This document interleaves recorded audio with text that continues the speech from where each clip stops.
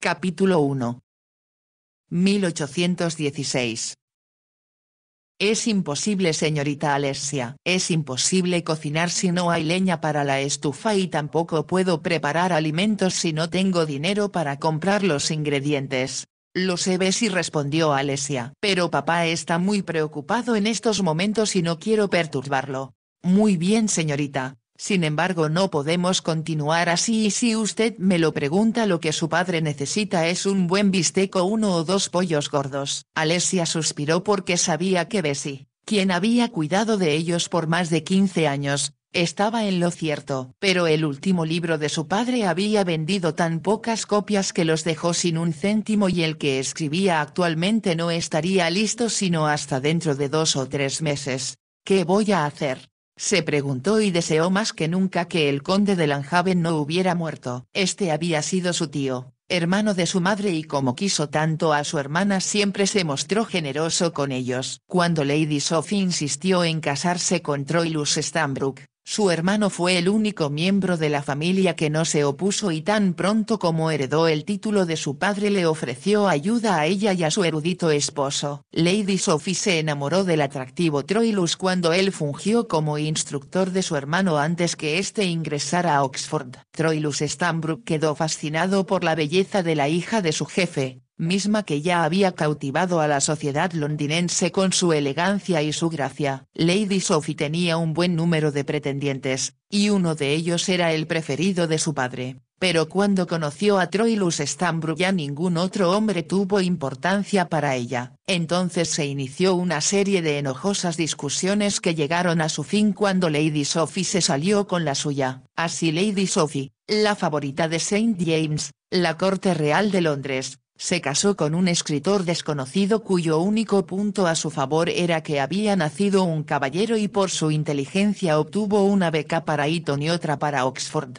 «Odiarás el día en que hiciste algo tan equivocado», le vaticinó el viejo conde a su hija mientras se dirigían a la pequeña iglesia de la aldea donde ella iba a casarse. Sin embargo, el vaticinio no se cumplió porque Lady Sophie vivió inmensamente feliz al lado de su esposo hasta su muerte. El único problema había sido que tenían muy poco dinero, y después del nacimiento de su hija Alessia le resultaba muy difícil salir adelante, pero su orgullo no le permitía pedirle ayuda a su padre. Cuando su hermano heredó todo fue muy diferente. Como él quería mucho a su hermana, lo primero que hizo fue darle a ella y a su esposo una casa en los terrenos de su finca donde podían vivir sin pagar renta, y ordenó que les proporcionaran alimentos de las granjas. Cada semana recibían frutas frescas de los invernaderos, todas las verduras que necesitaran de las hortalizas y mantequilla, crema y huevos de las granjas. También recibían pollos, patos, pichones y en la primavera, piernas de cordero, que eran una de las especialidades del conde. Esto hizo que la vida se deslizara más fácilmente, y Troilus Stanbrook se pudo concentrar en sus escritos sin sentirse humillado por privar a su adorada esposa de todas las comodidades a las que ella había estado acostumbrada desde que nació. Por desgracia, poco después que Lady Sophie murió durante el frío invierno de 1814, su hermano, el conde de Langhaven, sufrió un accidente mientras cabalgaba. El accidente lo dejó inválido y después de 2 meses de agonía murió. Poco después el nuevo conde asumió el mando del condado y todo cambió para Alessia y su padre. El tercer conde no tuvo ningún hijo que le sucediera directamente, pues él también solo había procreado una hija cuyo nombre era Charis. Las 2 niñas nacieron con solo 3 semanas de diferencia, siendo Alessia la mayor. En sus primeros años habían jugado juntas y más tarde compartieron la misma institutriz. Como era de esperarse, Alessia resultó ser la más inteligente de las 2, ya que su padre siempre le hablaba como si fueran iguales y le daba lecciones que estaban mucho más allá de los conocimientos de cualquier institutriz. La vida de Alessia era muy grata desde que despertaba por la mañana hasta que se acostaba por la noche. Le encantaban las lecciones que recibía de su padre y disfrutaba también de las que tenían lugar en el amplio salón de clases de la casa grande. Sin embargo, su mayor deleite era montar en compañía de Charis los magníficos caballos que pertenecían a su tío. Cuando este murió, Alessia casi no podía creer que todo aquello había llegado a su fin. Representó una gran pena el perder a su madre, pero también perdió a Charis, quien tuvo que abandonar la casa grande y los caballos que habían sido una parte tan importante de su vida. Ella sintió como si de pronto la hubieran apartado del calor del fuego para lanzarla al frío de un mundo exterior que jamás había conocido. Todos los lujos a los que Alesia se había acostumbrado desaparecieron cuando el nuevo conde ocupó su lugar. El cuarto conde era un primo lejano, un joven bastante disoluto y soltero que disfrutaba mucho Londres y no tenía la menor intención de encerrarse en la campiña. Ocasionalmente visitaba su nueva casa en el campo y traía consigo a un gran número de amigos y amigas a quienes les encantaba montar a caballo durante el día y jugar a las cartas por las noches apostando grandes fortunas. A Alesia le parecían increíbles los comentarios que circulaban acerca de lo que estaba ocurriendo en Lan Hill y le resultaba inverosímil que todo aquello estuviera sucediendo en lo que para ella había sido su segundo hogar. Si su querida madre pudiera ver esto volvería a caer muerta, repetía Bessie una y otra vez. ¿Y qué es lo que está ocurriendo?, preguntó Alesia. Cosas que no deben escuchar sus oídos, señorita Alesia, respondió Bessie. Pero la casa está llena de damas pintadas y cubiertas de pieles y joyas y de caballeros que toman suficiente vino como para ahogarse y apuestan enormes cantidades de dinero, cosa que me parece muy criticable dadas todas las privaciones que padece la gente por la guerra. Alesia estuvo de acuerdo, ya que le preocupaba mucho el trato que habían recibido los hombres que el ejército había dado de baja ahora que la guerra con Napoleón había concluido. Todos quedaron sin una pensión ni la menor recompensa por los años que habían luchado con tanto valor y la mayoría carecía de empleo. Para Alesia era obvio que el cuarto conde de Lanhaven no sentía ningún interés por su prima que habitaba en aquella casa, ni por los problemas de toda la demás gente que vivía en su finca. Él nunca visitó las granjas, actitud que ofendió a los campesinos, y solo habló con los guardabosques acerca de las posibilidades de cazar en el otoño. Después de cada visita él y su grupo de bulliciosos invitados regresaban a Londres en sus faetones y carruajes de viaje sin haber intercambiado una sola palabra con quienes vivían a la sombra de Lan Hall. ¿Cómo puede comportarse de esa manera, papá?, preguntaba Alesia indignada cuando después de su tercera visita el conde aún no había hecho ningún intento por ponerse en contacto con la gente de la finca. Supongo que son costumbres modernas, mi querida niña, había respondido Troilus Stanbrook, y como tu primo es persona grata al príncipe regente, me imagino que a él no le parece importante perder el tiempo con gente como nosotros. Iré a verlo, se dijo Alesia, y quizá pueda convencerlo de que siga siendo generoso con nosotros como lo fue tío Leonel. Pensó caminar hasta la casa grande y pedir una entrevista con el conde, pero su orgullo no le permitió humillarse y mendigar. Tenía que enfrentarse al hecho de que cada día la situación se hacía más difícil y el dinero escaseaba también cada vez más. La pensión de su madre, que nunca había sido muy generosa, cesó por completo a su muerte, y fue entonces cuando Alesia comprendió lo poco que su padre ganaba con sus obras. Sus libros eran buenos, aunque demasiado eruditos para el público en general, y producían tan pocas utilidades que los editores los aceptaban con muy poco entusiasmo. Tengo que hacer algo, pensó ella mientras salía de la cocina. Dejó a Bessie protestando porque la comida iba a consistir exclusivamente de algunas verduras a menos que las gallinas del corral pusieran otro huevo, lo cual era poco probable. Tengo que hacer algo, se repitió Alesia, mas no se le ocurría qué hacer y en la casa ya no quedaba nada vendible. Lloró amargamente cuando su padre remató algunas joyas que habían pertenecido a su madre. También había sufrido cuando las figuras de porcelana que aquella coleccionara a través de los años habían sido rematadas por unas cuantas libras. Ahora ya no quedaba nada excepto los muebles en pésimo estado y un retrato de su madre. Este había sido pintado la primera vez que ella fue a Londres, convirtiéndose en un éxito de la noche a la mañana. No podemos venderlo, pensó Alesia. Si se lo llevan, eso destrozaría el corazón de papá. Sabía que aquel cuadro era la inspiración de su padre, pues cuando estaba solo él hablaba a su esposa como si estuviera viva. La única manera como su padre lograba mitigar la pena por la ausencia de su esposa era concentrándose en sus escritos. ¿Qué puedo hacer? ¿Qué puedo hacer?, se preguntaba Alesia una y otra vez. Por fin decidió ir a la casa grande y estaba a punto de hacerlo cuando escuchó que un carruaje se había detenido frente a la puerta. De pronto se preguntó quién podría ser. Muy poca gente los visitaba en aquellos tiempos y siendo de mañana la hora no era apropiada para una visita. Llamaron insistentemente a la puerta y a Alesia no se le ocurrió esperar a que Bessie fuera a abrirla, sino que lo hizo ella misma. Se quedó inmóvil al ver el elegante carruaje que estaba afuera y a la distinguida persona que bajaba de él. Súbitamente lanzó un grito de alegría que pareció resonar en el aire fresco de la primavera. «Charis, ¿de veras eres tú?» Lady Charis Langley corrió hacia su prima y la abrazó. «Mi querida Alesia, me da tanto gusto verte». Ambas se besaron y después con los brazos enlazados atravesaron el vestíbulo y entraron en el salón. «¿Cómo adivinar que llegarías así de improviso?», le estaba diciendo Alesia. «Oh Charis, te he añorado mucho y no he recibido carta tuya desde hace más de 2 meses». «Lo sé querida y debes perdonarme», respondió Charis, «pero tengo tanto que contarte y no sé por dónde empezar». La madre de Lady Charis había muerto cuando ella era una niña pequeña y después del fallecimiento de su padre, ella había ido a vivir a Londres con una tía, la duquesa de Hampden, quien la presentó en sociedad una vez que el periodo de duelo había terminado. Antes de su debut Charis había asistido a un sinfín de pequeñas cenas y fiestas que le habían encantado.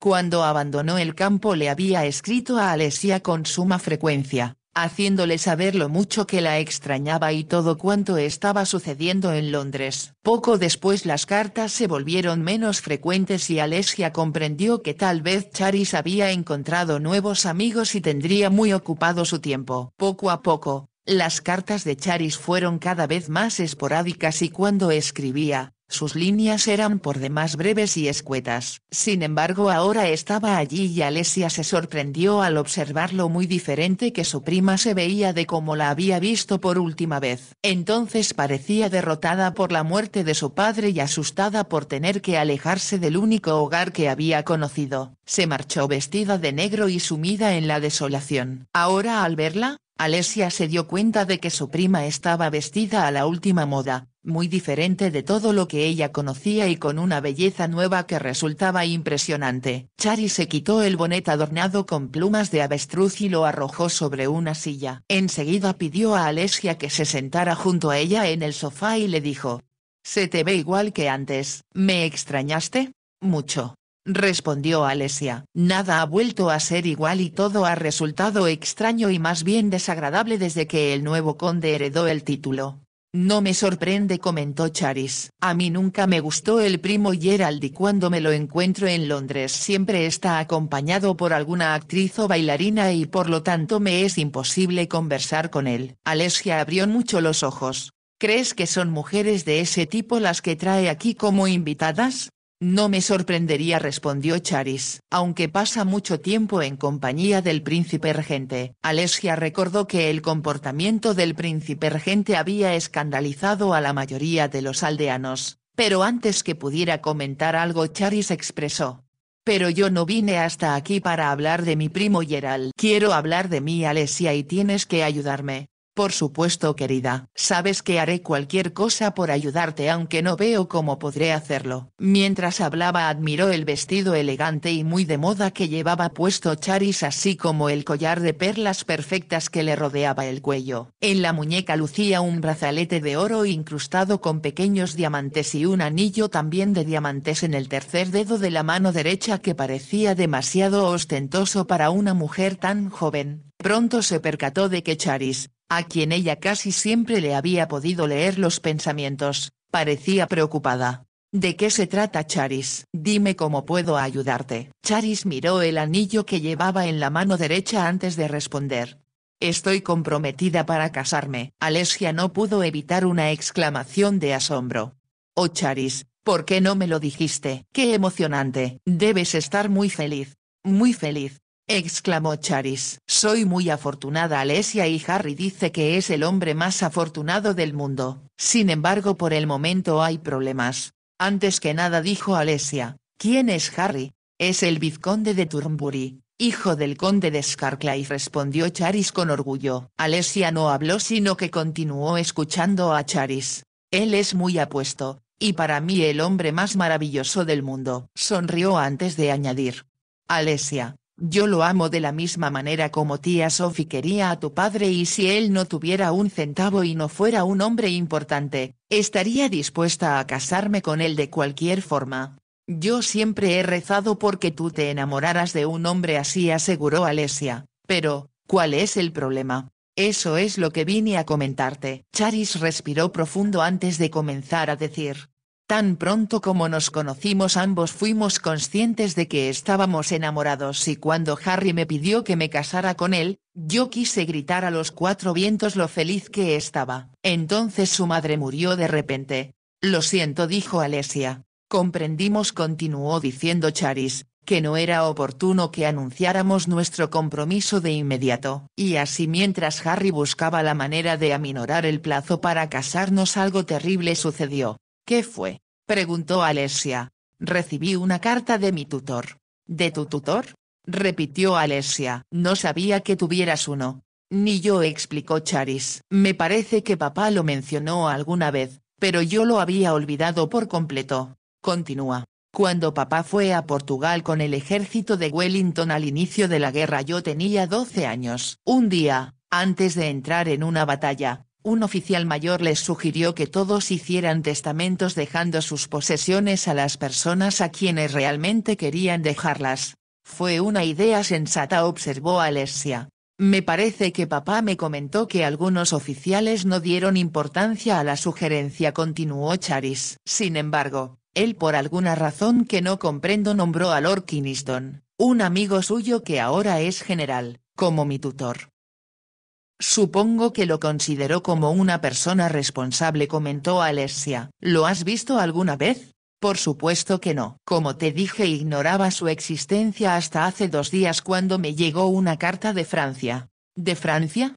Cuestionó Alesia. Él se encuentra en Cambrai con el ejército de ocupación y por su carta deduzco que tal como yo me había olvidado de él también él se había olvidado de mí. ¿Entonces por qué se ocupa de ti ahora? Preguntó Alesia. No tengo la menor idea, respondió Charis. Pero me ha indicado que me reúna con él en Francia. De inmediato, Alesia la miró fijamente. Pero, ¿cómo puede sugerir algo tan insólito? No solo lo ha sugerido sino que espera que lo obedezca, respondió Charis, cosa que yo no tengo la menor intención de hacer. ¿No podrías escribirle para comunicarle que no es conveniente?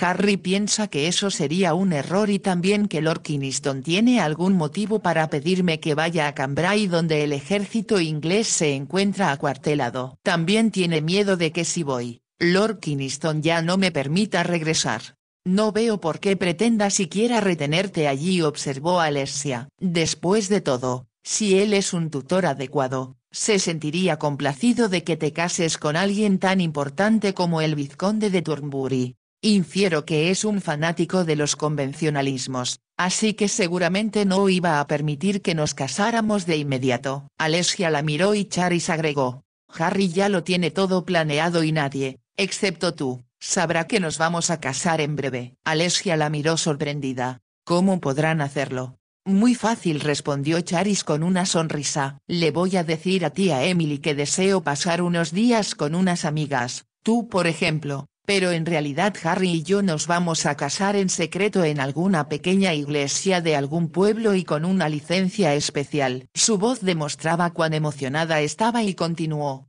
Una vez casados iremos a una casa que Harry tiene en Suffolk y allí nadie nos encontrará. Alesia contuvo la respiración. Considero que no deberían actuar así. Pues es algo que tengo decidido hacer, respondió Charis. Nos amamos intensamente. Si yo me voy y lo dejo, otras mujeres intentarán atraparlo en sus redes y puedo perderlo. Si él te ama realmente no mirará a nadie más. Charis rió. Querida Alesia, los hombres son hombres y hay una mujer en particular a la que detesto, quien ha estado tratando de quitármelo durante meses. Debo admitir que es muy bella y sofisticada y yo temo que él no la pueda resistir y se olvide de mí. Eso es imposible, aseguró Alesia. Nadie puede ser tan bonita como tú, Charis. O como tú, respondió esta. Después de todo siempre hemos sido muy parecidas. ¿Te acuerdas que de niñas pensaban que éramos gemelas? Alesia rió. Eso fue hace mucho tiempo y ciertamente ahora no me parezco a ti. ¿Te parecerías si estuvieras vestida como yo y te peinaras con un estilo a la moda? ¿Qué objeto tendría?, preguntó Alesia. Aquí no hay nadie que pueda verme, excepto papá, quien siempre está absorto en sus libros o pensando en lo mucho que extraña a mamá, y Bessie quien no piensa en otra cosa que no sea la comida de la cual carecemos. Se interrumpió y lanzó una exclamación. Oh Charis, no tenemos nada que ofrecerte. ¿Qué quieres decir con nada que ofrecerme? Alesia se abochornó. Me temo que es la verdad. Ahora que tu padre ya no está aquí no contamos con los deliciosos alimentos de la granja como solíamos hacerlo y el último libro de papá obtuvo muy poco dinero. Charis la miró y dijo. Me avergüenzo de mí misma. ¿Cómo pude ser tan egoísta para no comprender que la muerte de papá iba a afectarlos tanto? Lo siento Alesia, en verdad lo siento. Tienes que perdonarme. Eso no tiene nada que ver contigo querida. Es solo que las cosas han resultado difíciles últimamente y no sé qué hacer al respecto. Te diré lo primero que haremos, dijo Charis. Ordena a los sirvientes que me trajeron hasta aquí que vayan a comprar algunas viandas para el almuerzo. Abrió la bonita bolsa que traía sujeta a la muñeca y sacó 3 soberanos de oro que depositó en la mano de Alesia. Yo no puedo aceptar esto, protestó Alesia débilmente. No seas ridícula, respondió Charis. En el pasado siempre compartimos todo y lo que yo te voy a pedir que hagas por mí vale mucho más que eso. Ahora dile a Bessie que entregue al lacayo una lista de lo que necesita y que se apresure o las dos moriremos de hambre. Alesia hizo una expresión que fue mitad risa y mitad sollozo y salió precipitadamente de la habitación. Encontró a Bessie en la cocina y tal como lo había esperado el cochero y el lacayo que habían traído a Charis desde Londres estaban allí bebiendo sendas tazas de té. Cuando entró, ambos se pusieron de pie y ella los saludó cordialmente antes de sacar a Bessie de la cocina y cerrar la puerta. Escúchame Bessie, le dijo. Lady Charis desea pagar por el almuerzo y tú debes ordenar al cochero y al lacayo que vayan al pueblo a comprar todo cuanto necesites. Toma una guinea y lo demás lo guardaremos para comprarle a papá alimentos para toda la semana. Bessie se quedó mirando la moneda de oro como si nunca hubiera visto antes una y tomándola en sus manos exclamó. Alabado sea Dios. Yo que estaba rezando por un milagro. Pues tus oraciones encontraron respuesta, dijo Alesia. Así que apresúrate y di a ellos lo que te hace falta. Alesia regresó al salón y dijo al entrar. Te estoy muy agradecida mi querida Charis, pero siento que está mal aprovecharme de ti. Tú no te estás aprovechando de mí, respondió Charis. ¿Y cómo pudiste ser tan insensata como para no informarme de la situación en que te encuentras? Alesia no respondió y Charis continuó. Sin duda he sido muy egoísta al pensar únicamente en mí, o más bien en Harry y en mí, y por eso estoy ahora aquí y tú tienes que ayudarme. Aún no me has dicho cómo debo ayudarte, observó Alesia. Pues es muy sencillo, respondió Charis. Solo tienes que viajar a Francia en mi lugar para que yo pueda casarme con Harry tal y como ambos deseamos. Alesia miró a Charis como si pensara que ésta se había vuelto loca. No. No te comprendo. Tartamudeó. Charis respiró profundo. Tanto Harry como yo opinamos que si no hago lo que mi tutor me ordena, se pondrá furioso. Me ha dado instrucciones precisas y yo debo viajar el próximo jueves, es decir dentro de 3 días, acompañada por la esposa de un mayor de su regimiento que va a reunirse con su marido. Estaremos atendidas por un estafeta de toda su confianza y todo lo tiene tan bien planeado que parece un proyecto militar. ¿Y pretendes que yo vaya en tu lugar? Alesia estaba tan sorprendida que le resultaba casi imposible hablar con claridad. No será tan difícil, respondió Charis. Si yo me niego a hacer lo que Lord Kynaston me ordena, estoy segura de que armará una gran alaraca, y a Harry y a mí nos será imposible cumplir nuestros propósitos. Sin embargo, una vez que estemos casados ya no habrá mucho que él pueda hacer al respecto. Pero ¿por qué no le escribes y le informas sobre lo que piensas hacer? No seas ingenua, Alesia, dijo Charis. Él es el tipo de militar que está acostumbrado a que siempre se obedezcan sus órdenes sin discutirlas. Su tono de voz era sarcástica al continuar diciendo. ¿Cómo iba él a aceptar que yo me case con una persona tan importante como Harry cuando la madre de este tiene apenas unas pocas semanas de muerta? Por supuesto insistirá en que esperemos meses y meses, si no es que todo un año, y Harry dice que él no puede soportar que estemos separados tanto tiempo. Entiendo perfectamente lo que sientes, señaló Alesia, mas no creo que tu tutor crea que yo soy tú. Charis rió. ¿Por qué no? Nos parecemos mucho y él nunca me ha visto, tampoco lo ha hecho la señora que debe acompañarte ni nadie en Cambrai. Hizo un pequeño ademán con las manos antes de continuar.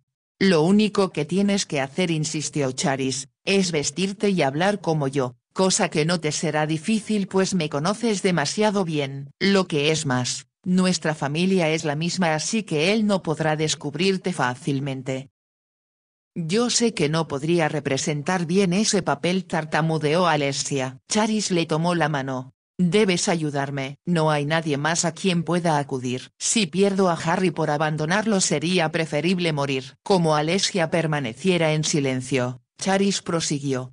Harry sugirió que te diéramos un regalo por hacernos este favor a los dos. Cuando él lo mencionó, pensé que podrías ofenderte, mas ahora que descubro tu mala situación voy a entregarte 500 libras por ir a Francia en mi lugar y permanecer allí hasta que Harry y yo podamos anunciar sin problemas que ya estamos casados.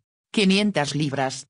Exclamó Alesia con voz entrecortada. Estuvo a punto de decir que aquello era algo que no podía aceptar porque tal como Charis lo había sugerido representaba un insulto. Sin embargo pensó en su padre y comprendió que no podía pasar por alto aquella oportunidad de proporcionarle la alimentación que él tanto necesitaba y de aliviarlo de sus preocupaciones. Como si adivinara que había ganado la batalla, Charis dijo. Y ahora, querida, tenemos mucho que hacer en muy poco tiempo. ¿Qué debemos hacer?, preguntó Alesia sorprendida. Desempacar la ropa que he traído para ti desde Londres y pensar en la manera como adquirirás otros modelos en los 3 días que nos quedan antes que conozcas a la señora Belton y cruces el canal. ¿Cómo puedo hacer esto, Charis? Voy a quedar mal, lo sé. Y Lord Kynaston se pondrá furioso si descubre la verdad. No si no se entera antes de lo conveniente, observó Charis. Y entonces ya será demasiado tarde para que pueda hacer algo pues no deseará provocar un escándalo. Por la expresión de su prima Charis se dio cuenta de que Alesia no comprendía nada de lo que le estaba diciendo y continuó. Procura mantenerlo tranquilo y entretenido hasta que te avise lo que Harry y yo estamos haciendo. Nosotros estaremos en el paraíso y tú te sentirás recompensada por ser tan buena conmigo. Alesia sintió como si la cabeza le diera vueltas y de pronto se hubiera visto envuelta en un torbellino. Más tarde, cuando las dos habían subido a la habitación de Alesia y Charis la estaba peinando, la primera preguntó.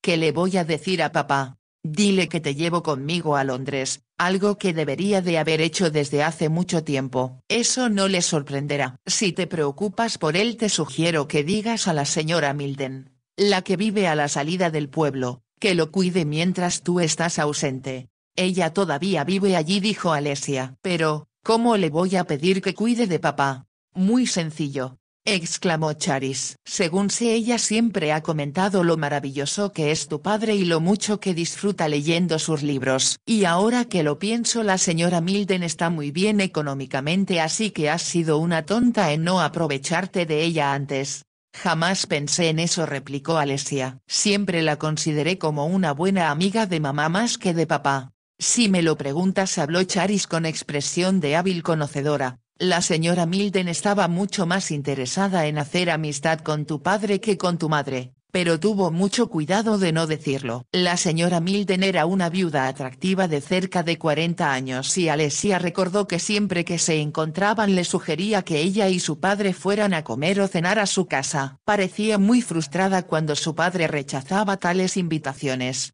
Estoy demasiado ocupado con mi libro como para aceptar invitaciones, respondía él cada vez que Alesia se lo insinuaba. Ahora pensaba que ella debió insistir en que la señora Milden y quizá otras personas de los alrededores visitaran a su padre para darle otra cosa en que pensar. Sin embargo, había dejado que las cosas siguieran su curso y ahora resolvió.